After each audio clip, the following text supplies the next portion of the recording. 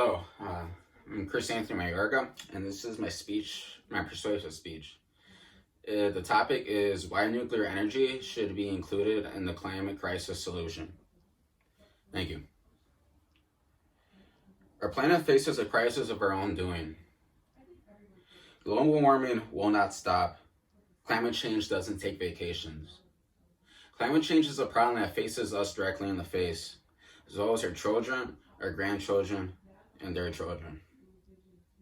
Modern life demands energy, whether it be powering our cars, lighting up our homes, anything of the sorts. Energy is demanded, usually from fossil fuels.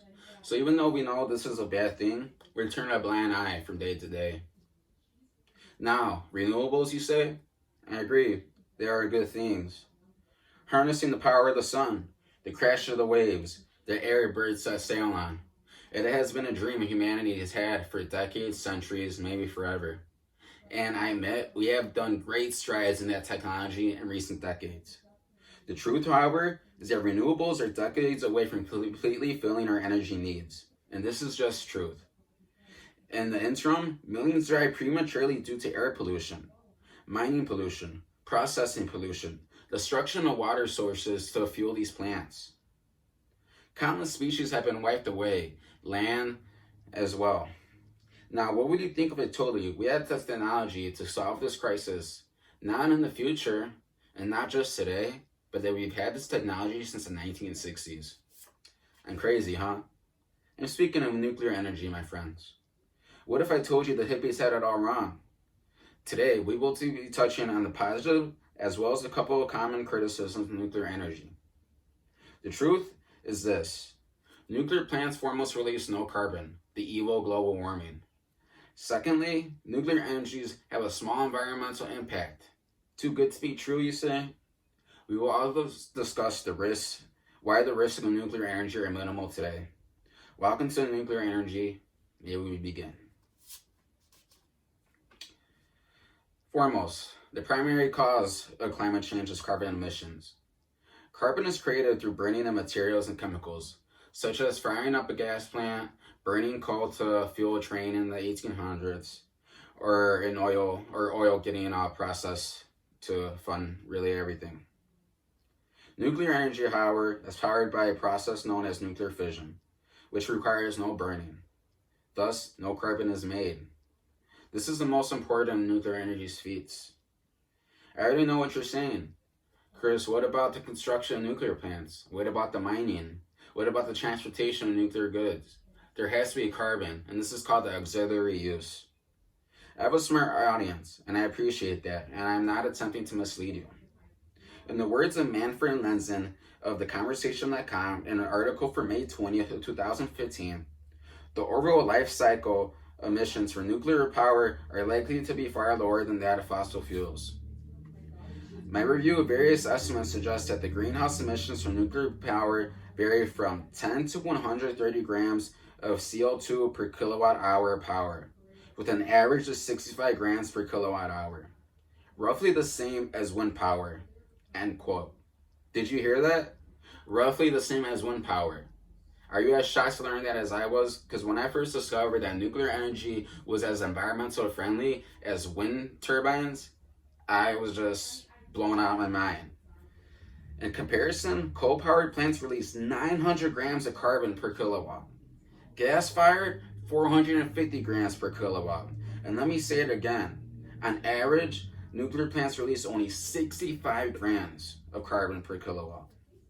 And the greatest advantage nuclear energy has is that we have the means today to implement this technology. It's not something we have to wait decades for. We can build and safely operate plants that power much of our world today. Together with renewables, we could solve the crisis and leave fossil fuels in the past. Furthermore, beyond the low carbon impact, nuclear plants themselves leave a small physical footprint. To me, this is the second greatest feat of nuclear energy. This has two aspects.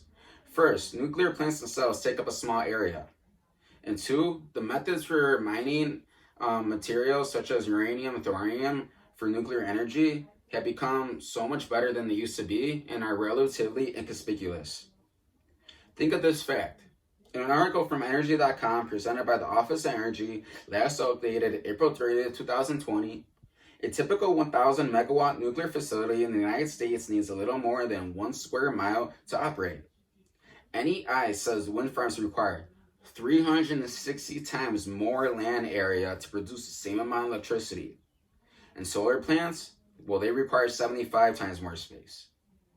To put that in perspective, you would need more than 3 million solar panels to produce the same amount of energy as a typical commercial reactor, or more than 430 wind turbines. On top of this, while once in history mining for uranium was a deadly and environmentally devastating event, today the process has grown by great lengths. Today there is a practice known as ISL mining, and this mining can resemble that of a sprinkler system. If you were to stumble across one of these mines, you would little think of a mine. With support, funding, we could expand these measures to fuel almost all of nuclear energy's requirements. On top of this, we could also decommission old bombs to fuel nuclear reactors. These are all positive things. Now, there are of course reasons why nuclear energy gained notoriety and protests to begin with. Once in history, nuclear reactors were not held up to as high safety standards. There is room for human error to occur. Once upon a time, mining for uranium and thorium wasn't environmentally friendly, and it came at the cost of Native American lives and land.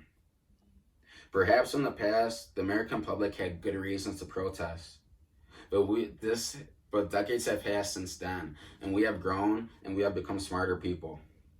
Today, safety standards are on overkill mode. Technology for nuclear plants continues to grow into better versions of itself. And please, do not take this the wrong way, but as bad as they were, the travesties of Chernobyl, the travesties of Fukushima, and the travesties of 3 Mile Island pale in comparison to the damage fossil fuels cause the world every day. On top of this, according to Richard Rhodes of Yale.edu, in an article from July 19th, 2019, quote, "We have the ability to reuse over 90% of nuclear waste, but simply aren't because of the politically charged laws preventing the process." End quote.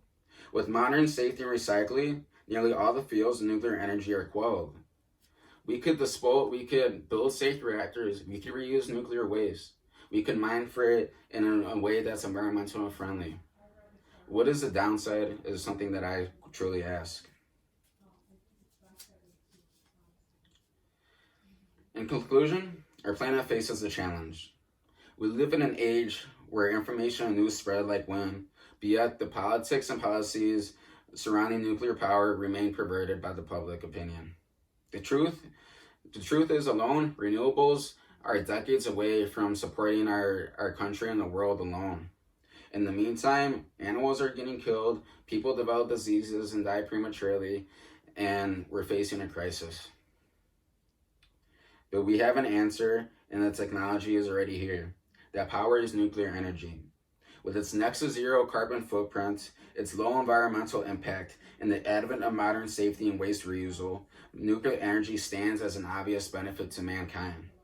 It is our duty to take action and use all our means to fight the global warming crisis. Climate change will not stop. This is our home, our only home, and this is our last chance. Let us take charge and begin the nuclear age. Thank you.